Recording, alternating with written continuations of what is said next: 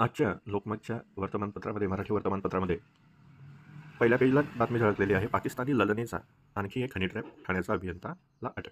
आता सगळ्यात महत्त्वाचा मुद्दा आहे की हा मराठी पेपर आहे. त्याच्यामध्ये शब्दप्रयोग झालेला जो शब्द आहे ललना, आता मूळतः मराठी भाषिकांची मराठीला उत्तेजन देणं हे वर्तमानपत्रांचं पहिलं काम असलं पाहिजे. मात्र तसं न करता अशा प्रकारचा ललना वगैरे शब्द, उदाहरणार्थ ललना हा संस्कृत शब्द आहे. किती जणांना त्या संस्कृत शब्दाचा अर्थ माहिती आहे, इतिहास माहिती आहे?